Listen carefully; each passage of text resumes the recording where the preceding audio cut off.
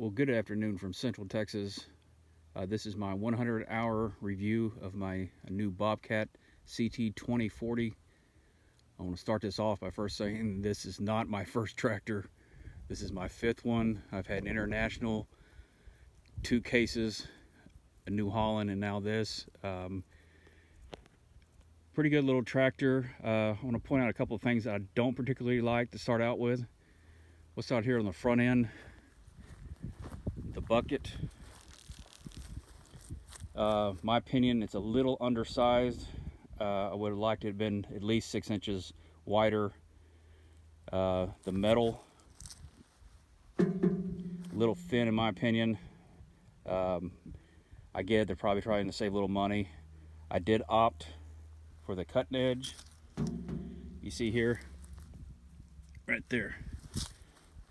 I definitely highly recommend that. It'll help protect your bucket over the time. When that cutting edge kind of wears out, you just flip it around and use the other side. Very highly recommend that. Let's go over here to the front wheel. That's kind of an oddball size. It's a 14-inch. It uses a tire size 215 65 14, I believe. It's made by Carlisle. It is an R4, which I like. However, it's only a 6-ply, and in my opinion, it needs to be a minimum of an 8-ply tire. So they, Bobcat, in my opinion, should have gone with a different wheel size, possibly, I don't know, 16 to 18. Again, I kind of get it. This is a compact tractor. It's what Bobcat is known for. You know, small but powerful equipment. Let's go over here to the front axle. I would have put this behind the axle. I mean, I get it, they've got a limited amount of room, so it's probably about their only option, but I would have definitely have liked to see Bobcat put a guard there to help protect that linkage. But you know, again, it costs money. I apologize about the wind. The wind's all of a sudden just kind of picked up here if it messes up the sound. Let's go here to the controls and the seat and so forth. Complimentary of the seat, very nice, comfortable. All the controls easily accessible. Very smooth action on the loader. Definitely like that. The loader, oddly enough, has more lift capacity, breakout capacity than the Bobcat, than the New Holland I had. So it doesn't have quite the reach. Electronics, or the gauges there, are pretty good visible. A lot better than they were on the New Holland. We'll see what they look like over time and so forth. I would prefer actual analog gauges. That's just my personal preference. But these aren't electronics, but it seemed like a little. We'll see how they hold up. I'll just leave it at that. But other than that, I mean, the pedal action, the loader, all the your raise and lower on your rear 3-point is pretty good. So yeah, good, nice compliment on there. Let's go to the back. This is where, my opinion, Bobcat could have done a little better. Let's start out with the PTO guard. That thing right there. It's a total or royal pain to actually hook up your PTO shaft in there. Now back to New Holland. This is my previous tractor that I got rid of here because of the electronics. But they had this PTO guard would lift up so you could actually get in there. It's hard to get in your hand inside there and get that PTO hooked up to the shaft there.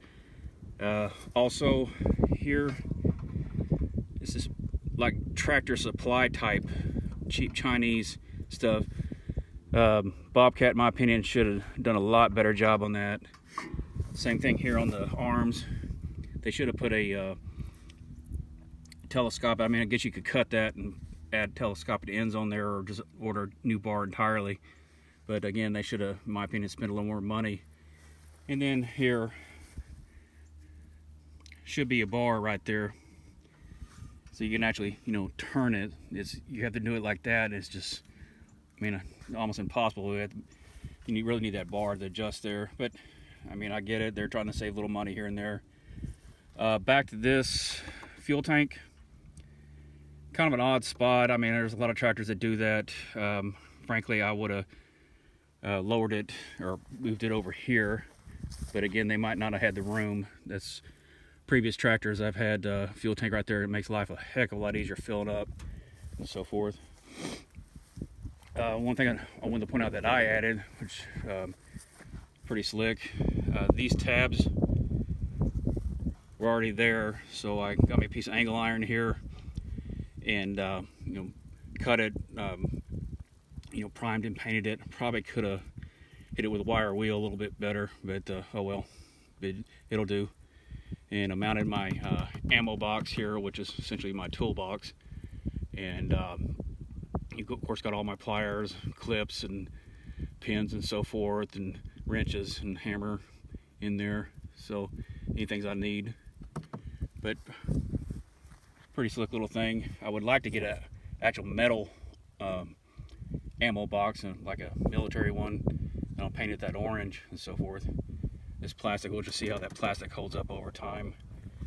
But the big question is, would I buy this tractor again? And the answer is probably.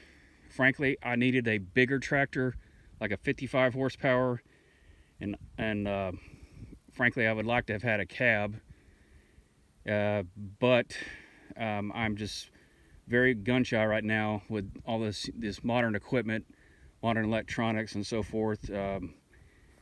My previous videos on the New Holland, what that ended up costing me with all the electronics started failing, and that's the big issue nowadays. This modern equipment, it just doesn't hold up. Now, this is strictly my opinion. I think a lot of the modern tractors nowadays are purposely made to fail at 5 years, and you're not allowed to work on them. You have to have their software, proprietary software. Well, that falls underneath that right to work issue. This isn't the old days, like you go buy a starter, slap it on there, you go, you know, buy whatever part, you know, if you have something break, yeah, no problem, you can work on your stuff yourself. But not today. You got to have their computer, their software to work on it. So frankly, I opted for the absolute minimal tractor. The reason I went with Bobcat, they got a very strong dealer network in my area, and that's going to be the key if you're looking at tractor shopping.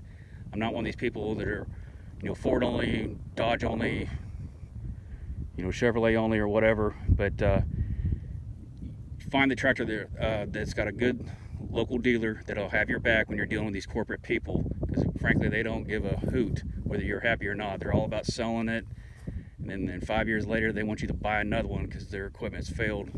Again, that's strictly my opinion. But anyways, back to this tractor, this performance. Again, for its size, a little 39 horsepower, it's got plenty of power. My 6-foot bush hog there, it mowed this whole thing yesterday all around the yard. I've even started out here on this field where the camper is out there. I'm gonna mow this whole area, kind of do like a, you know, circle around the house just for fire protection and so forth. But doesn't miss a beat. I mean, I had some pretty tall Johnson grass over here, and it was over waist high, didn't bog down a bit.